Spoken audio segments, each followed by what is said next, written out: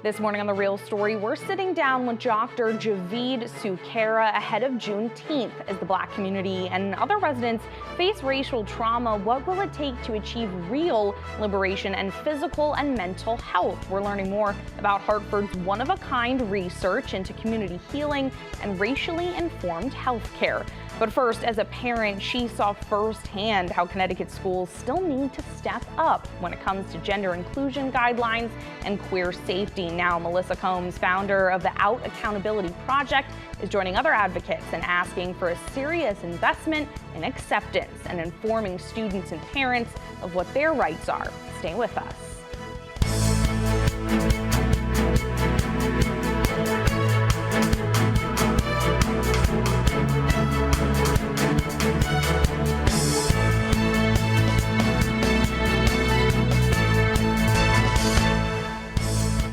Good morning, and thanks for joining us on The Real Story. I'm Emma Wulfhorst. As we continue into Pride Month, we're talking this morning with a mom turned advocate for all as schools across Connecticut come up on a deadline to meet federal and state guidelines for gender inclusion and LGBTQIA+ rights. We're digging into what those are and the conversations they want to see happen. Here with me now is Melissa Combs, founder of the Out Accountability Project. Melissa, thanks so much for being here. Thank you for having me. So you got involved with this fight for equity and inclusion as a parent first, right? Tell me a little bit about your journey. Yes, so with my youngest child in middle school, it was nonstop bullying, harassment. My child experienced all the negative things you hear about in terms of the statistics, from depression, anxiety, self-harm, fear-based absences, not wanting to go to school, and academic performance rapidly declined. And that started about 2 years ago, well, 3 years ago, almost 3 years ago now, but over that time, I threw myself into researching and networking and things like that to figure out how can I get my child the education that he has the right to. And then fast forward to now, he is in a new school. He just finished his 9th grade year. It was fantastic, a fantastic year, and that freed me up to start the Out Accountability Project and to do this work related to the guidance and the Title IX updates. And so you've advocated through now the Out Accountability Project. What's been your experience? What are some of the walls you may have come up against in this process of starting Out Accountability Project and kind of going through this work? So there haven't been too many barriers because the LGBTQ+ community really embraced me as a leader in this role. In starting the project, it was a very collaborative effort where a number of leaders were at the table helping me shape the project. I would say in terms of any walls or barriers, well, I mean, there is kind of the societal attitudes right now, and when you open yourself up like this and you're visible on this subject, you open yourself up to potential harm sometimes. So we have to be on alert. Yeah. We've heard from leaders, here in Connecticut that there are more and more families moving here to the state and they're moving with their children. And some of them are seeking, a safer, more inclusive, more accepting experience because there is this perception of Connecticut as being a very, progressive state. Is that what you've been hearing from, families and even those who are born and raised here? Well, so to put some context into that question, Connecticut has amazing non-discrimination policy and safe school climate statutes. So yes, absolutely. There's that work that's been done at the legislative, at the state level is laudable. The next step is making sure that those policies and statutes are consistently enforced. And that's where the real challenge comes in. So in terms of families already living in the state and families that are choosing to move to Connecticut,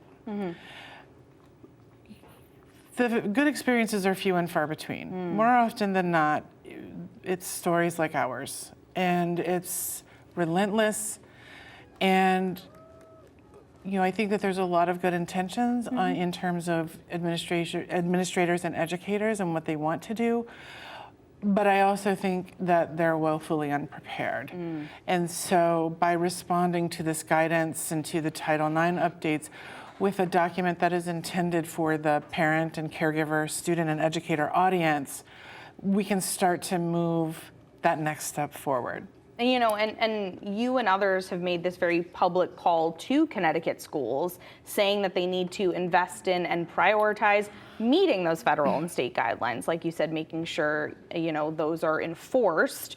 You want parents and families and loved ones, as well as students themselves, to be aware of what their rights are. So what do they have available to them? And do you find that a lot of these families maybe don't know what the statutes are? I would say more often than not, people don't know what expectations they should have of their school. Okay. Both students, parents, or all parents, students, and caregivers as well. And really, the goal with the resources that the team of organizations that I worked with, the goal with these documents, especially the best practices document, was to put the information, put those expectations in a format that spoke to them in their terms. Anyone can read this document, including educators and administrators and legislators and whomever can read this document and come away with very clear expectations and also know when they need to be advocating for their child.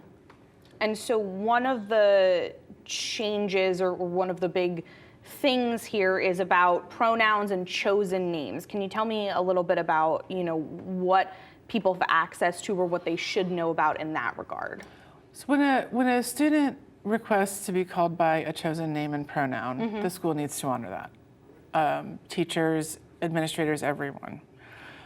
That is different than changing it in student records, which that's where you start getting into federal laws and whatever, and I'll skip that. But when a child requests, but just in the classroom with their teacher, yes, it call them by their chosen name and pronouns. And do you find that that's not happening in classrooms?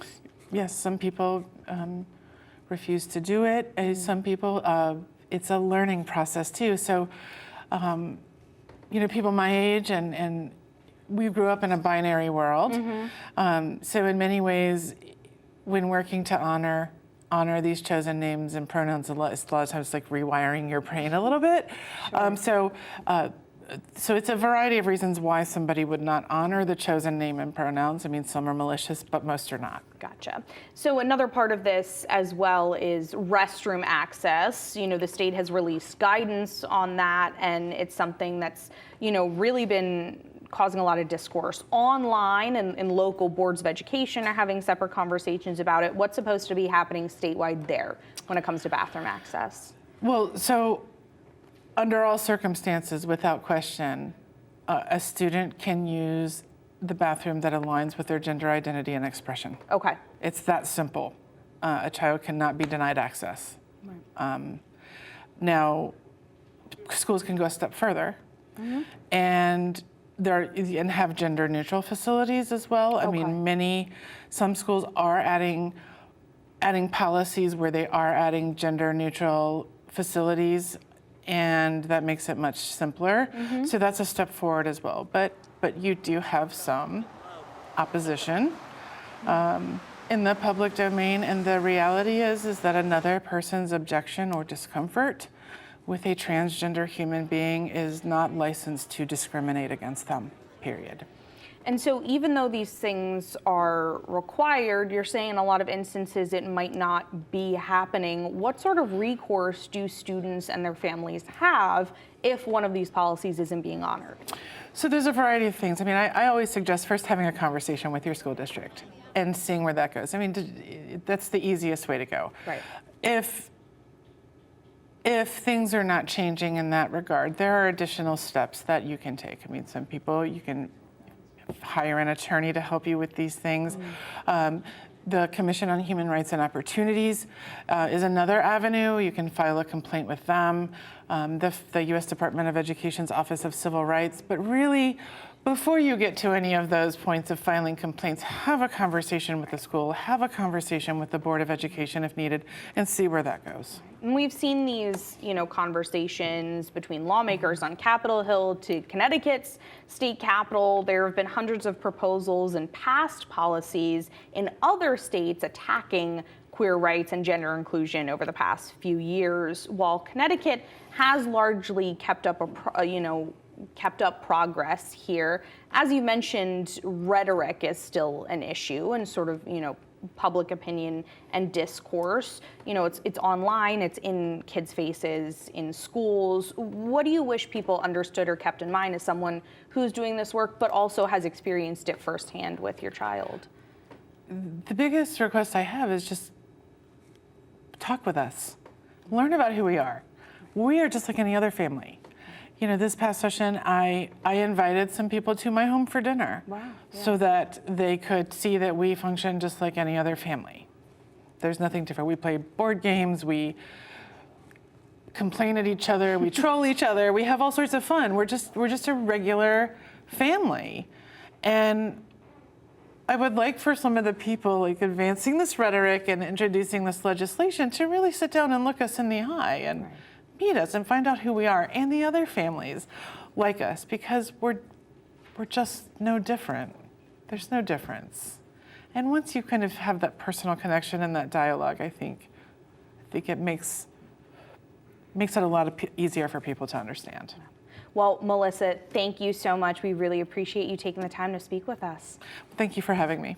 Of course, there's still more to come, though, here on Real Story ahead of Juneteenth and celebrations of liberation. We're talking to Hartford Healthcare's chair of psychiatry about liberation through community healing and better research into racial trauma.